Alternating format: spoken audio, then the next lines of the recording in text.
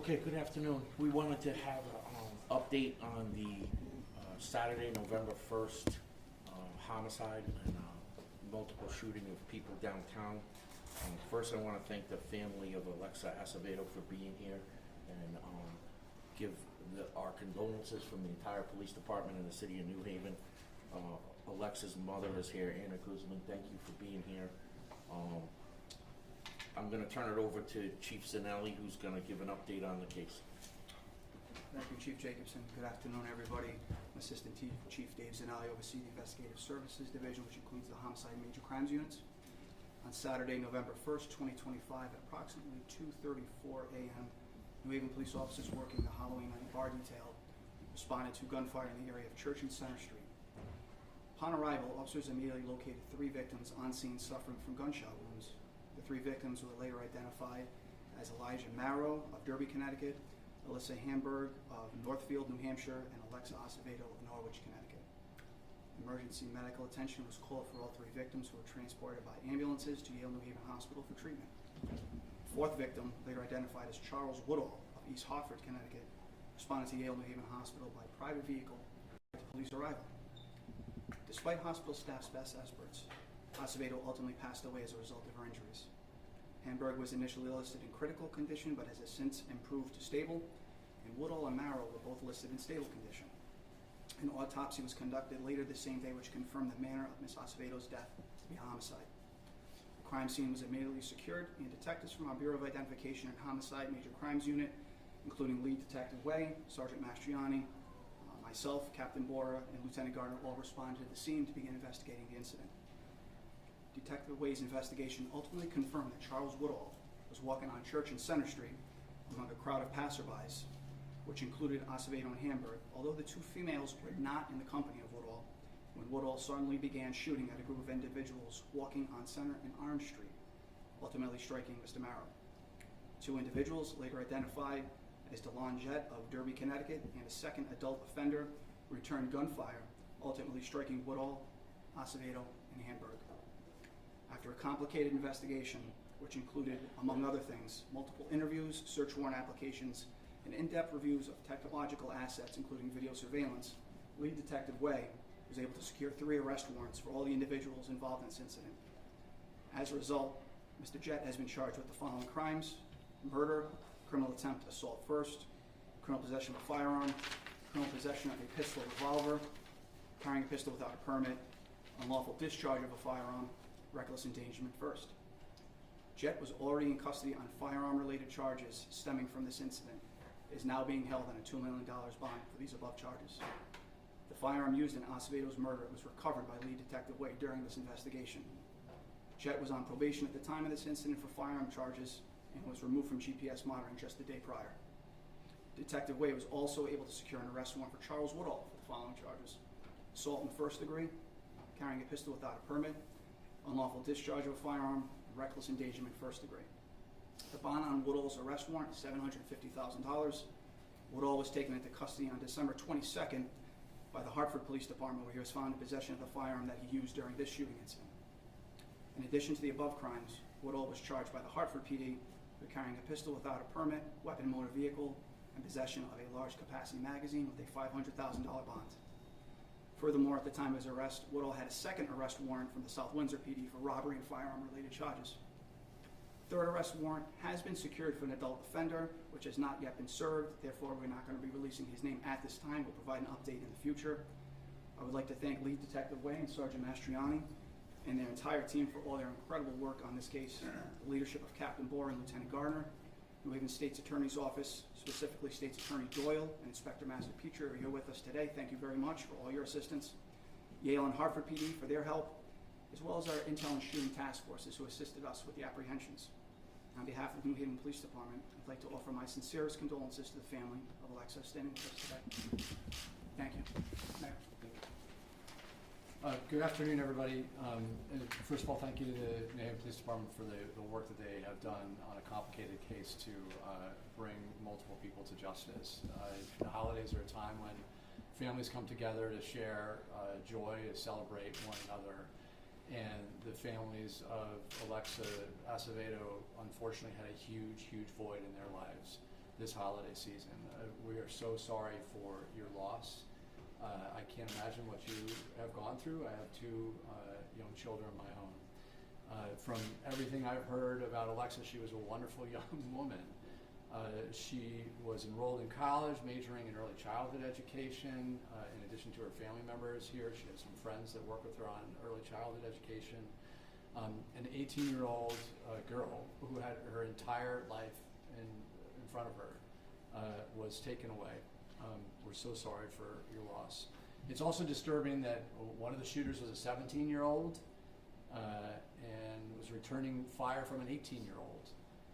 That's a consistent challenge that many of our communities are struggling with, and we are doing what we can to confront it. None of the shooters were from New Haven. They came to our community and wreaked havoc on our community. The two individuals that are arrested will be held accountable for their actions. And of course, we'll work to bring the third shooter to justice.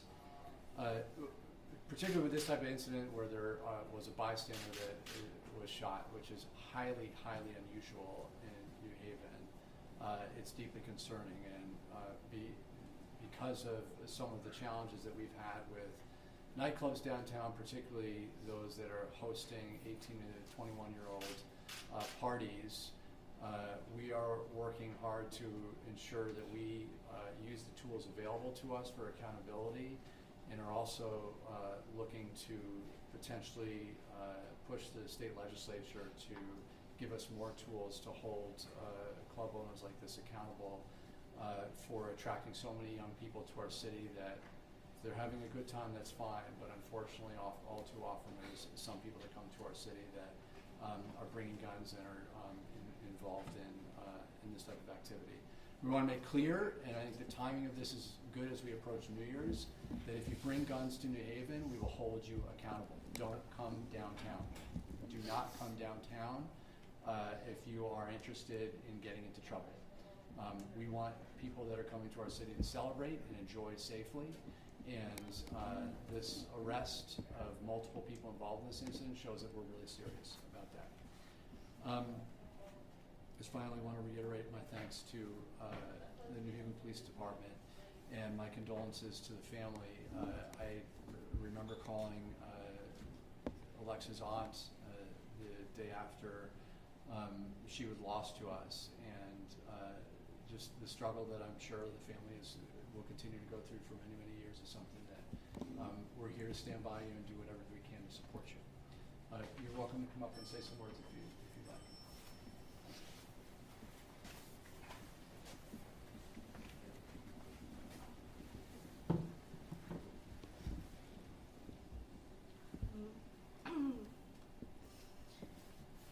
As you guys may all know, my sister, Alexa Acevedo,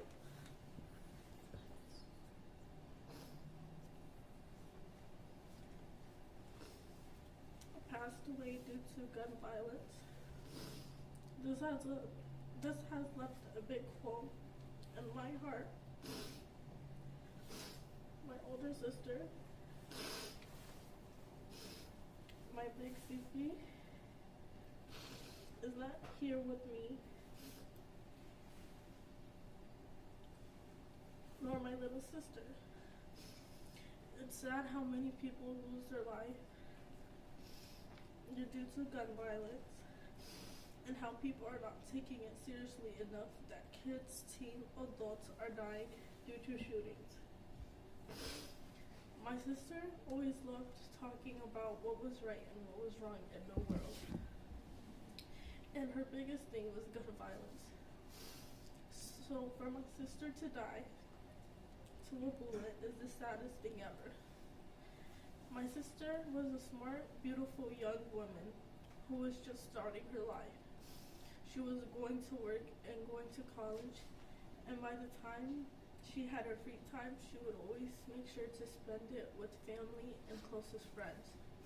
She had impacted a lot of people in her life with her contagious smile, laugh, joy, and warm heart she had and still does. I want you guys to really think, is this what we want in the world? where kids and teens are dying due to gunshots, where we all have to be worried what's going to happen to our families, worrying if this may be the last time we say I love you or have a good time, even a little heartwarming conversation. I want people to hear this. If you have a gun and thinking to doing something towards someone,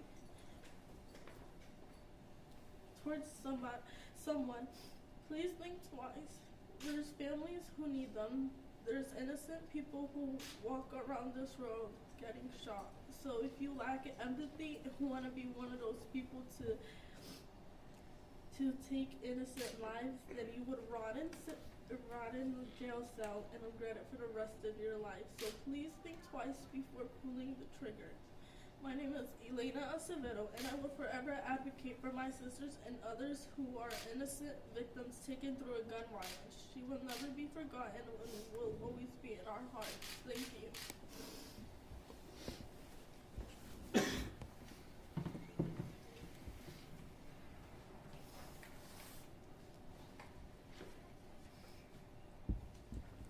There are no words strong enough to carry the weight of what we have lost. Our daughter, Alexa Acevedo, was taken from us in a way no parent should ever have to endure. From the moment she was ripped from our lives, our world stopped. The silence she left behind is unbearable. Every breath we take without her.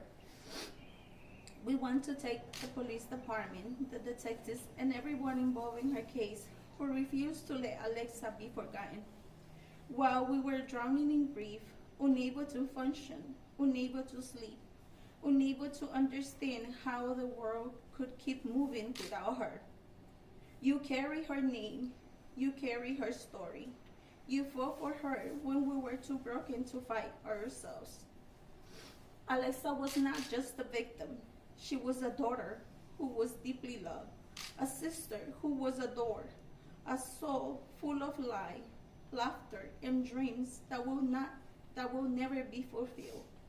Her life matters, her smile matters, her future matters, and because of your relentless work, the person who stole her life will now be walking free while Alexa's name fades into silence. Nothing will ever bring our baby back to us. No arrest, no sentence, no justice will ever fill the empty chair at our table or the quiet that aches in our heart. But knowing that you stood up for her, give us a small piece of peace in a world that has been shattered beyond repair. Thank you for treating Alexa with dignity, compassion, and respect. Thank you for seeing her as a human being, not just a case file. Thank you for giving her a voice while hers was stolen, and for allowing our family to know that her life meant something. We will carry this pain forever. We will carry Alexa forever, and we will never stop saying her name. With eternal gratitude and broken hearts, Mom, Dad, and her sisters. Thank you. Thank you so much. We appreciate you being here and speaking on behalf of Alexa. It's very important to us as well. You know, just we can't do enough to help you, but we're going to do everything we can. I'm going to open up for questions, but please remember we have one outstanding warrant, so we're not going to talk about that. And then, of course, this case still needs to be adjudicated. Jack Doyle was here. I want to thank Jack Doyle and Michael Master-Petrie from the State's Attorney's Office. They've been working tirelessly along with our detectives and our detective bureau, and I just thank them for all their work. So I don't want to say too much because Jack's here and he'll cut me off. So Chief, 2 arrests, 1 more to go. Yes, sir.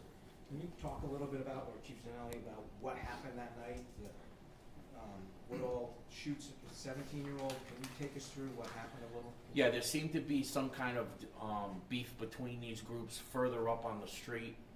They kind of follow each other down to the area where the shots begin to ring out.